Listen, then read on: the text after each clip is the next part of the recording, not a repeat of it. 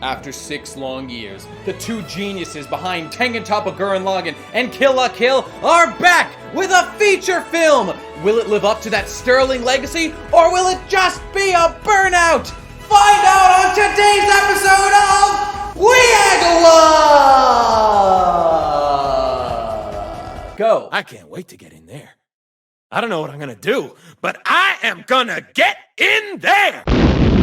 Hello everyone, and welcome back to another episode of Why I'm a Genius Weekly. Lovely to see you again so soon, and as you can tell, I'm pretty excited for this week's episode. Because, as I mentioned in the intro, we're talking about Promare, the new project from director Hiroyuki Imaishi and writer Kazuki Nakashima, the gods behind my favorite show of all time, Gurren Lagann, and something called Kill la Kill. Now, if you aren't aware, which you probably are, let me just direct you to my Gurren Lagann reviews. Click the link here to watch those so you can get my history with the Gurren Lagann series, but that honestly has very little to do with this video. I'm just a big fan of the creators, that's all. But when they went on to make their second show together, Kill la Kill, I still liked it a lot, don't get me wrong, but I didn't have the same kind of huge draw to it that other people did. Now, I'm well aware that I watched Kill la Kill when I was still young and stupid and hadn't even realized how much I liked Gurren Lagann at the time, and was just figuring out things like, wow, Ghost in the Shell is actually good, and things like that. So I've meant to go back for a long time and give the series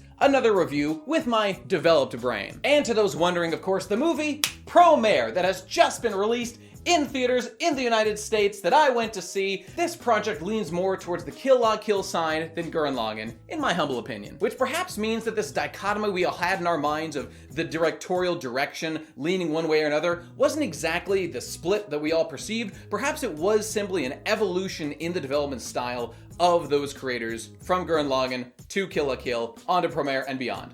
I don't know, whatever. Now, before we begin to discuss the film, let me just tell you a quick story. So here I am, the best guy ever, buying my tickets months ago so I can see this shit in the theaters. Other people have already seen it at anime conventions. I wish death upon them, but never, of course, to their face. So I'm buying my fucking ticket for the sub, obviously, because I'm not some dub idiot who wants to listen to English actors fumble about and fuck up trying to interpret directorial intent secondhand. Yes, I know that Trigger worked with their voice actors in English, but we all know it's worse. Come on, let's not kid ourselves here. Not getting any further into that whole debate, the day comes where it's time for me to redeem my tickets, and what do I see? Fucking dub plastered all over it.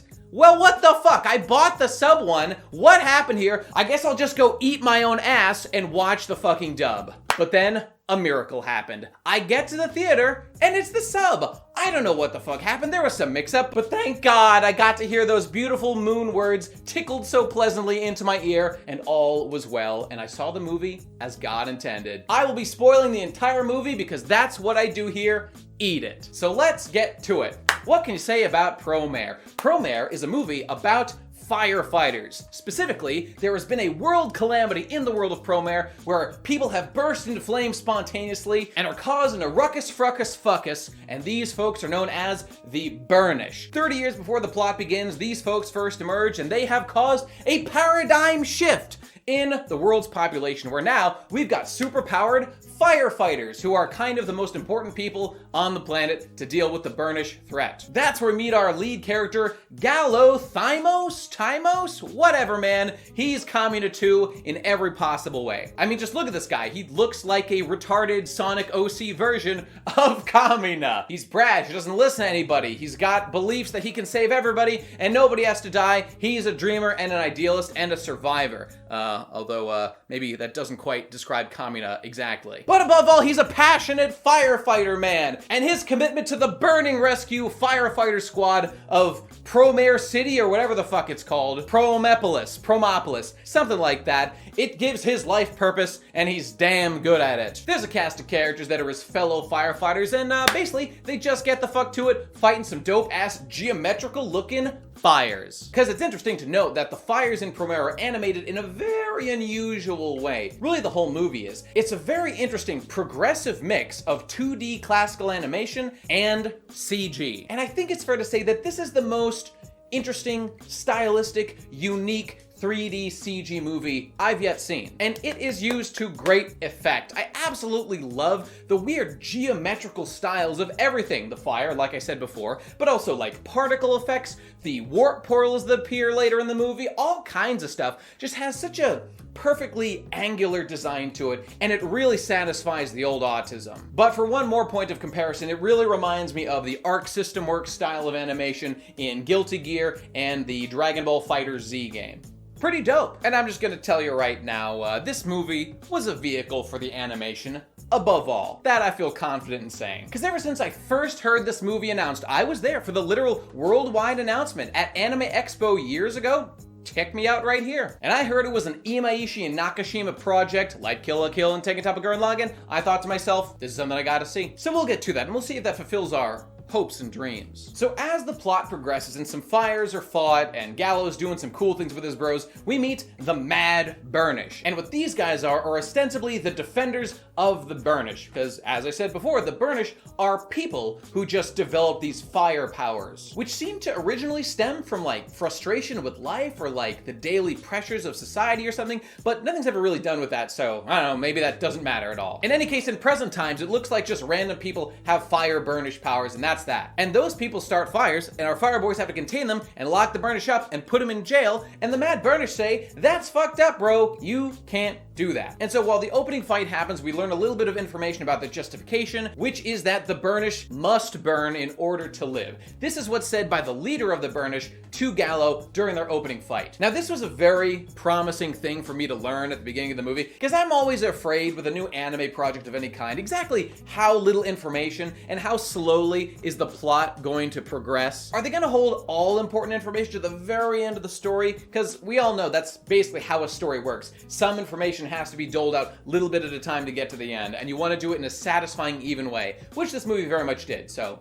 props on that. Anyway, the Burnish have somewhat of a legitimate grievance fighting against the fire department guys who are trying to capture them and prevent them from living the way they need to live. You'd think they could maybe find a better way than burning down people's houses, but I guess not. They go out of their way to avoid killing people, so that's a pretty good plus. And our boy Gallo does manage to capture their leader, who turns out to be a sexy little twink boy, Leo Fortia. The Burnish are called mutants who developed powers beyond other people. In their case, it's fire-based powers, and this causes their behavior to be somewhat erratic, somewhat dangerous, and society ain't having that shit, so they oppress them, they round them up when they find them, and they throw them in jail. It's just literally X-Men, including the plot being largely about discrimination against people who are different from us, oppression of people who may or may not deserve it, who are just trying to live and get by, etc., etc. It was an interesting change versus the plot lines of Gurren Lagann and Kill la Kill, for example, which are just about a good guy trying to overcome oppressive odds in kind of a single-minded struggle. And so in keeping with this X-Men plot, one of the outsiders,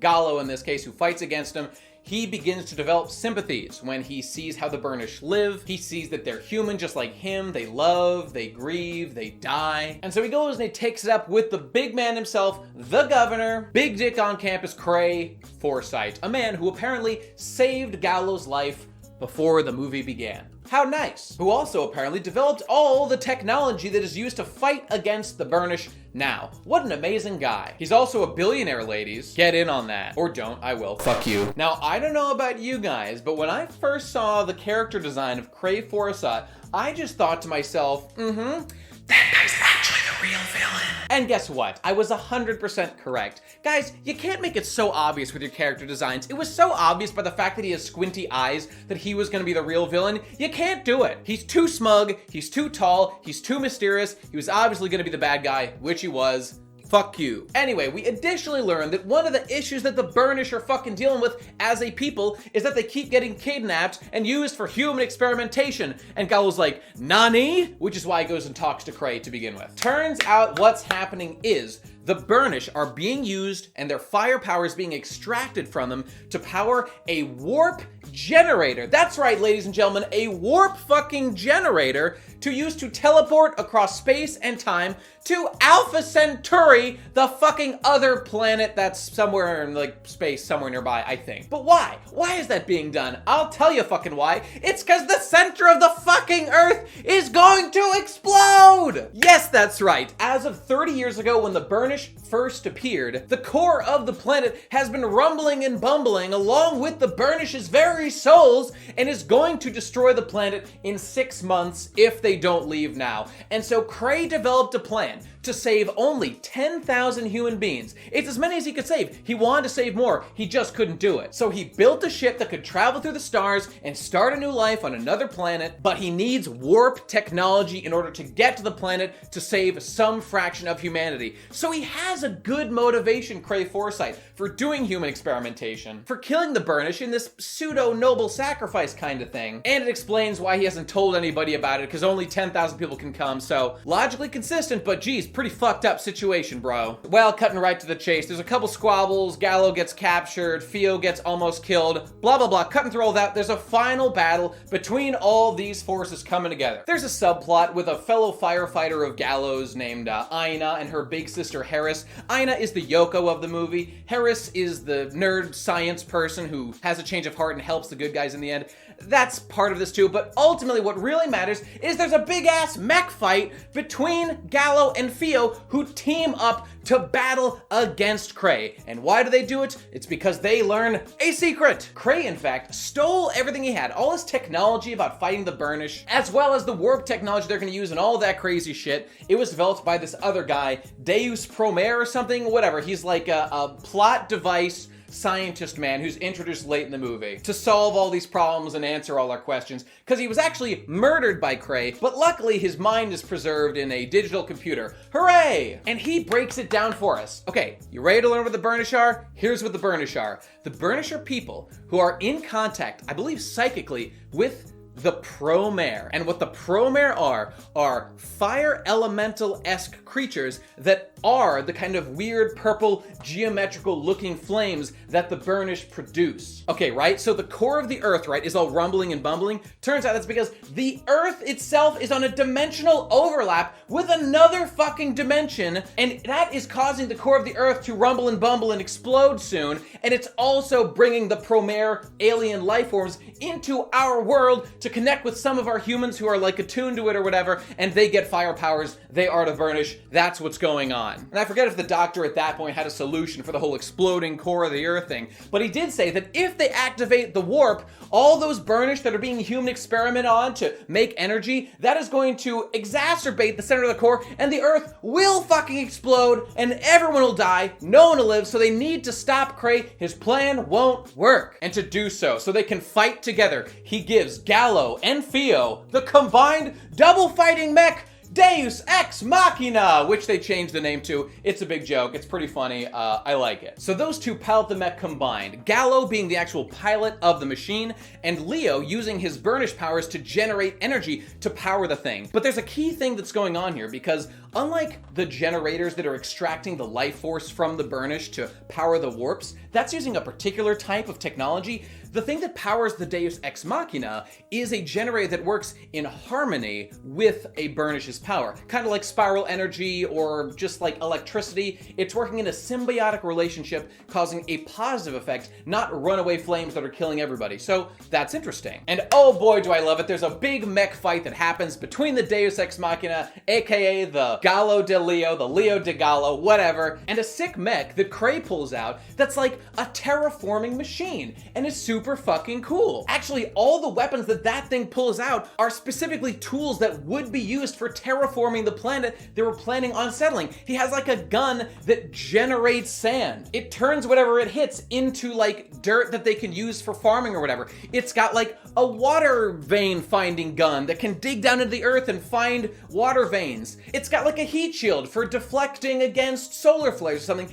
It's like really cool details. I really loved that they made that mech have like practical uses. It's a little thing, but I just really enjoyed it. I don't know if it was just due to the low frames per second combined with the like super dynamic actiony 3D action that we were seeing in such crazy detail and speed. I kind of got like a weird jittery effect and maybe even a little bit of eye strain. I felt it was kind of like visually painful to watch on the huge screen of a movie theater, but maybe that wouldn't be as much the case if it's on like a small screen, which I will watch this when I eventually can on my computer or whatever, so take that or leave that. So the two fight, cool stuff happens. Both the mechs get trashed, basically, and it turns out that Cray himself was a burnish, so he understands the burden that people are going through. I figured that was gonna happen when they said at the beginning of the movie that he had lost an arm, but then he mysteriously seemed to have 2 arms for the whole movie, so I don't know what that was about exactly.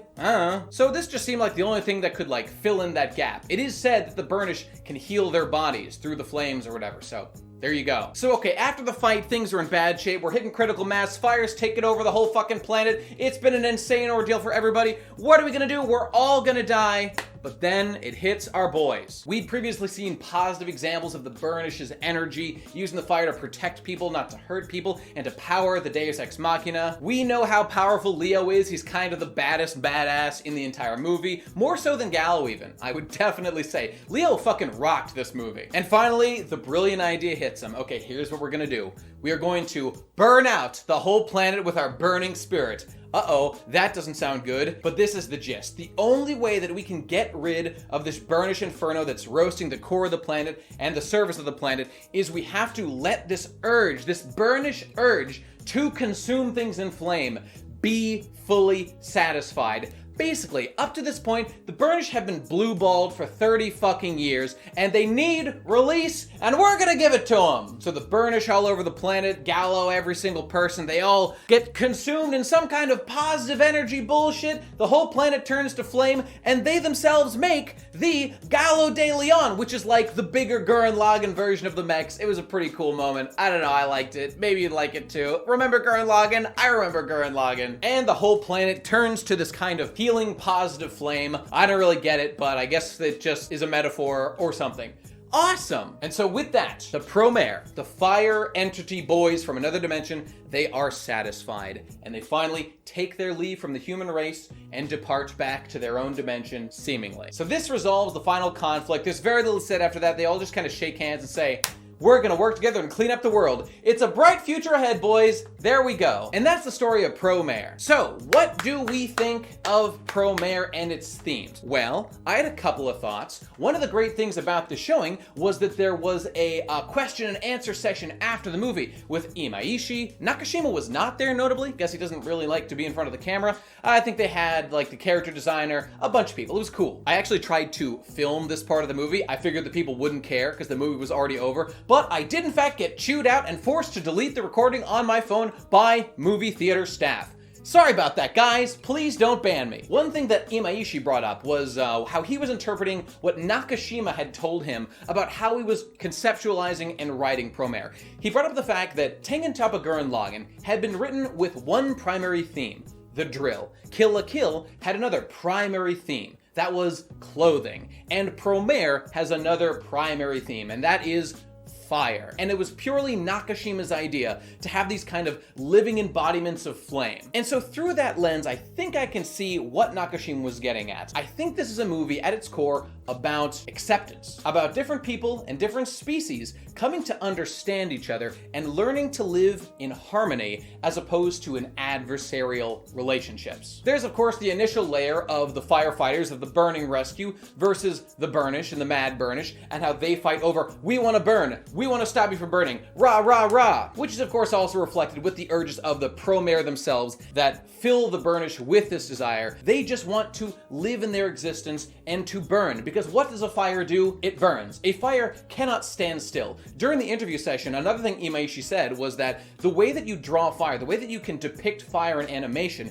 is that you cannot depict fire standing still. It is an entity of constant motion and has to be drawn that way, and that was a major influence in their design choices to make these kind of geometrical shapes that were constantly moving as the weird pink and purple and sometimes red fire of the Promare. This is the nature of fire, and it cannot be changed. You can only work with it and try to make it a positive and helpful thing in your life. So too, trying to live with the Promare and their agents, the Burnish. Early on in the movie, we see a Burnish who's working in a pizza place, and he makes, the best pizzone. Everybody loves this guy's pizza, and they're snacking on it, having a great time. But then the Fez comes to take him away because they found out he's a Burnish. And you see the people's faces change. They say, ew, this pizza I was just loving, throws it on the ground. Gross, I didn't know it was made by a Burnish. That makes it bad pizza. So just learning the origin of something makes it bad. It's not about how it actually is, it's about what it's associated with that makes it bad. Okay,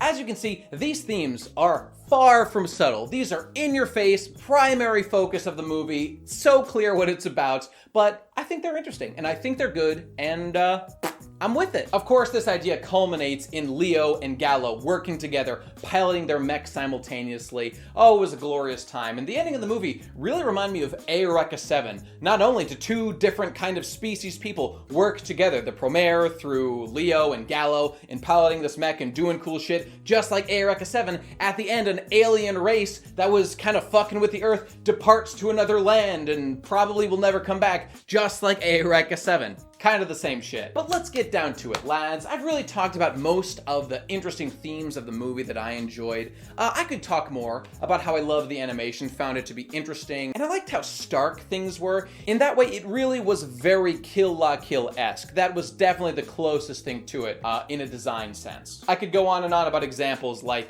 the words taking up like actual space in the narrative of titles and names of things, but you get the idea. So let's get down to it, lads. What do I think of the movie? Well, let me say it like this. I think that this had, overall, kind of the least interesting of these three series in terms of overall writing. Now, this is after seeing it one time. I do want to go in and digest it. Kill la Kill and Gurren Lagann I've had time to absorb and process, and perhaps upon my second watch, I'll be able to see more of interest in this movie. But for real, these movies are not subtle. These movies are very in your face in what they're about. You just have to pay the slightest bit of attention, and honestly maybe watch it a second time, and that's exactly what I'm gonna do with Promare, at least twice. Here's the thing about this story. This story was movie length. It was, what, like 2 hours long? Probably less than that. And there wasn't a ton of information packed into it overall. Like I said before, I was relieved to see how fast we were going through the narrative at the beginning of the movie, but it perhaps was a little bit of a detriment. Because this movie kind of has the opposite problem of an anime, which is that there's a lot of interesting things that happen here, but I wish many of them were fleshed out more. Or rather, in this universe, I felt like more information could have been gleaned to make the world more interesting than it ultimately is, because we've got a cast of like 4 or 5 characters of note. I'd like to take some time to learn the backstory of Craze secretary lady. She seems oddly loyal. What's up with her? Aina, the Yoko of this movie, had very little to do. I mean, sure, she was a capable part of the team. I'm just saying she didn't get much character development beyond I love my sister. Now that's fine, that's acceptable for the movie. I just want more. I want more reason to be attached to these characters, because the only major conflict we have is first we're fighting against the Burnish. We almost immediately learn that there's more to that, so I know that isn't the main conflict, and then I'm like, okay, what's the real battle here? We get to it, and it's one evil guy who misunderstands things and how the world works. We are told soon after that how the world correctly works, and then we fix it. You see what I'm saying? This was very like, gotta hit these points in a line and the problem is solved. We didn't take a lot of time to meander, you know? To explore the tributaries of this mighty river that is the main narrative of Promare. I'm sure there will be bullshit, like fucking spin-off animated OVAs or whatever, a bunch of stuff like that. I don't care, because the narrative's already over. This is the main reason why. When people ask me, Nate, how should I consume Gurren Lagann? I always tell them, here's the proper way to do it. Watch the full original series, subtitles are preferable, then go watch movie 1 if you want just a little extra content, but definitely movie 2. But you definitely want to watch the full long series, because in those 27, I think, episodes, you get attached to all these characters. Some of them get little side episodes. There's that Yoko episode after the time skip where we get attached to Yoko deeply as like this caretaker of the planet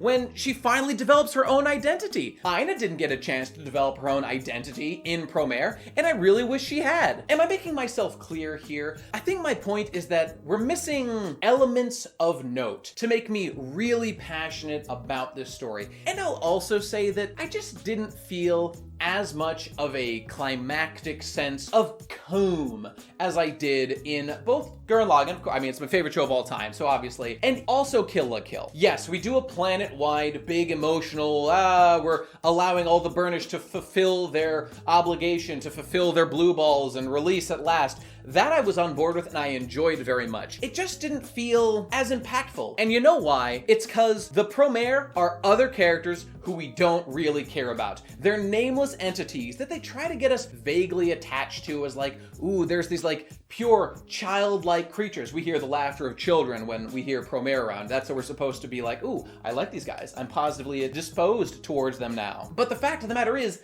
I don't know them nibbas. And their problems I generally get on a conceptual level, but it doesn't feel real to me. They just leave after the movie is done and we don't have to deal with that problem anymore. And I don't believe that problems are permanently solved. Problems are continuously ongoing. And this is exactly why I am so into the ending of Gurren Lagann, because the ending of Gurren Lagann says, problems continue. We will forever remain vigilant and bear that burden on our shoulders as those who survived the war to make sure that their sacrifice was worth it. You see how that's just more of a tangible ending to a story that feels more mature than Promare's we won, let's rebuild, everything's happy forever? I'm exaggerating a little bit, but this is the general idea I'm getting at. So perhaps this is me damning it with faint praise, but Promare felt really primarily focused on its animation, which was very interesting. And I mean that in the technical sense. It was interesting to see the new techniques being applied to animation in the film, things I'd never seen before. I'm very much liking this whole Arc System Works 3D anime style that we're getting to as a society. Let's see where we can go with it, and this seemed like a big step forward. Now again, don't get me wrong, I've had one opportunity to watch this movie. I will watch this movie again and again and again, most likely, once I can get my hands on it. This is my first impressions upon seeing the movie once, and if I have a change of heart, if new information is revealed to me, I will let you know, because I think that perhaps I will discover more as I dig down deeper into the series, just like I did with Gurren Lagann back in the day, Ghost in the Shell, and perhaps one day I'll do with Kill la Kill as well. I've been meaning to for a long time. And so with that, everyone, let's wrap it up right there. That's all my thoughts on Promare. Overall, I highly recommend the movie. I mean, come on, what did you expect? I mean, it's head and shoulders above other shit. The style, the pathos, the characters. I liked a lot of it. It's just that it didn't quite reach a pinnacle that I'm always hoping a series will, especially by these lads, who made my favorite thing ever, so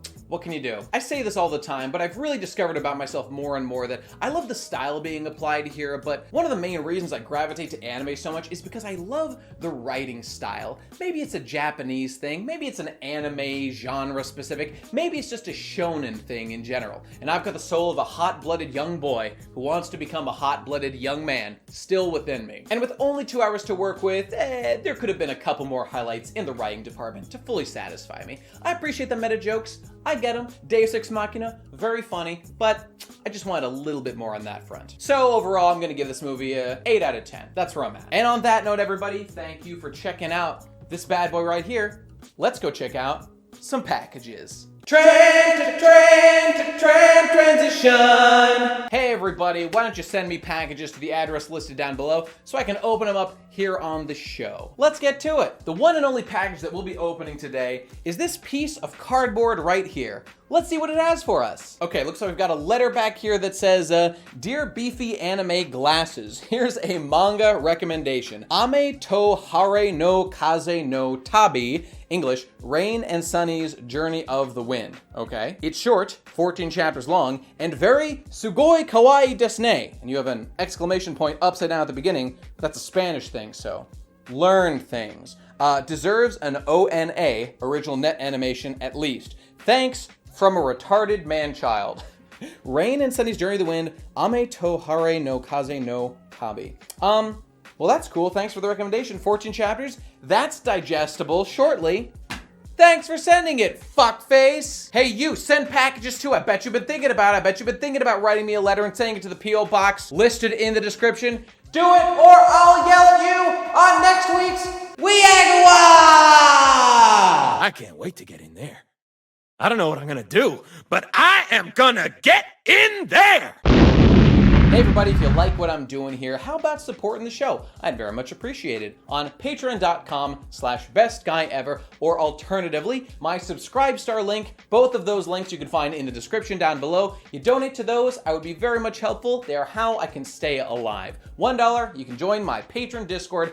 $5, you get access to the BGE monthly cast. So thanks for helping. Follow me on Twitter @BestestGuyEver for updates, memes, etc. Watch some of the other shows I do on The Procrastinators for my weekly podcast show with friends, and The Podcast, my other weekly One Piece show where we talk about the weekly One Piece chapters. It's a great time! And of course, I do weekly streams, generally on Saturday, not every single time. Check my Twitter for updates at twitch.tv/definitely bestguyever, generally Saturdays at 7:30 p.m. unless something comes up. Was playing some Metal Gear, baby. Who knows what I'm gonna play next time? And with that, thank you for being here, ladies and gentlemen. I don't know about you, but I personally am exceedingly grateful that we got the gift of another Imaishi Nakashima co-production. I'm just filled with piss and vinegar at the very thought of it. I hope they keep making shit, and I hope there's more in the future for me to talk about and be a whiny little bitch about its imperfections, just like this episode. Don't believe in yourself. Don't believe in me. Don't believe in anime. Believe in the anime that believes in me, that believes in you!